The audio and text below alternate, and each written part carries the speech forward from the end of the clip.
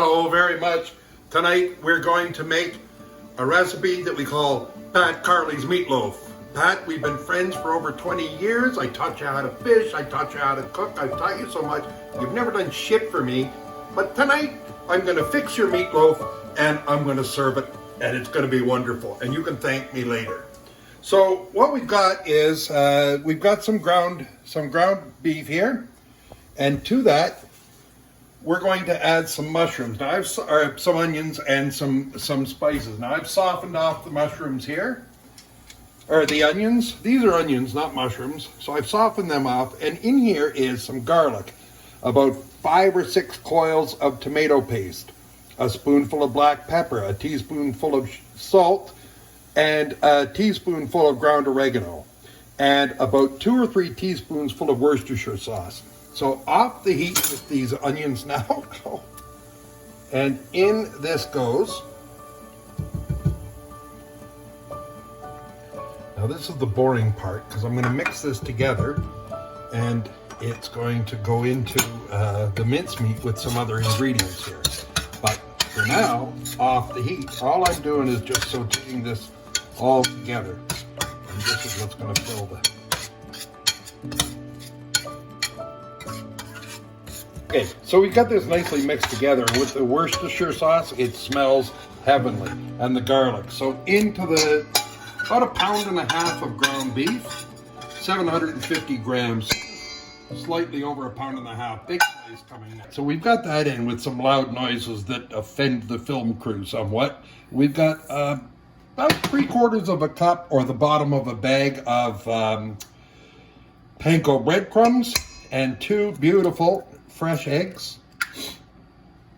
And if you look over here,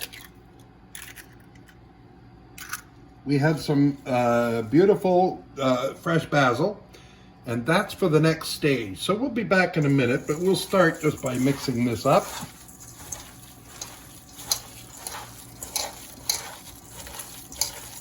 I actually should have mixed those onions a little bit at a time, because there's some hot in there, but at least once everything's cool, I know that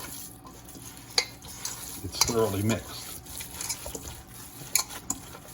All right, here we go. So we mix this up, and now what we're going to do is, as you can see, we've spread out some bacon, and this is thick cut maple bacon, which is my favorite, and we've laid it out on some parchment paper. So what we have to do now is just take some of this, and we want to make a layer of it. And we can't squish it too hard because we'll spread the bacon apart, but the bacon makes a layer. So we'll just get the rest of this put on here.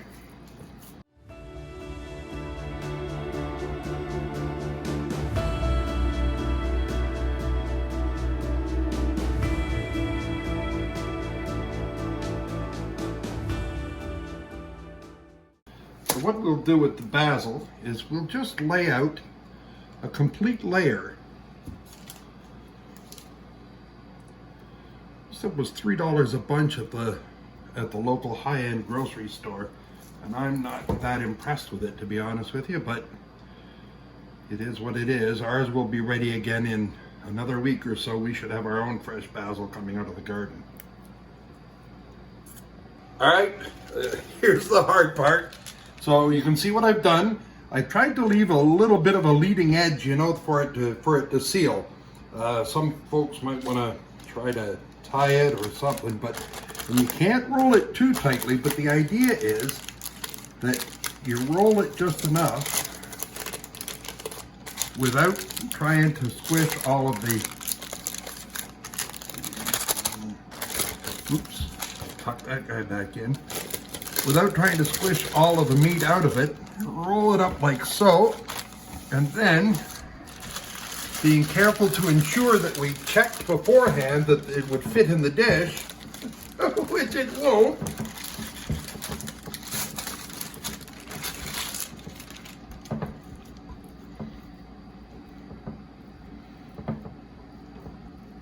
There we go. That's not exactly the way it should look, but you know what? We all have to deal with our errors. Now that's going to go straight, just like that, for about 30 minutes. It's going to go straight into a 350-degree oven. We're going to bring it out partway through, And we're going to drizzle a little bit of sauce over it. And then we're going to make a barbecue sauce to cover it when it comes out of the oven. So come back with us in a few minutes. Okay, we're at 148 degrees. I'm going to pull it at about 150 or 155. We want it to finish at 160, but I'm going to pull it now. And dang. But that looks good. Stand back now. So we can just, I'll leave the probe in there. So this is a bit of 40 Creek whiskey. So we'll just put a little drizzle of that on.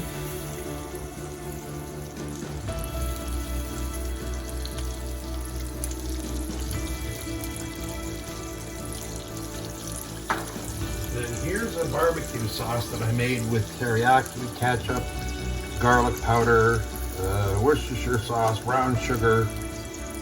Yeah.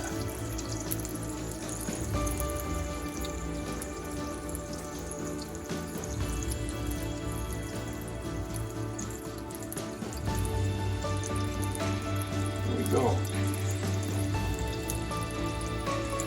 So we'll go back in just to let that kind of cook a little bit.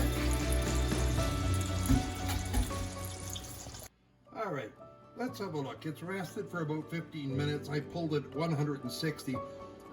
We said 30 minutes at 350, but in fact it was more like 45, and after 20 minutes I turned it up to 400. So, okay, I'd like to see more swirl than that. I think that it's going to taste marvelous, but it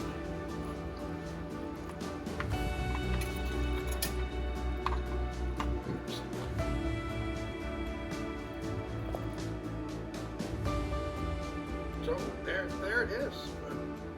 Thanks, Pat.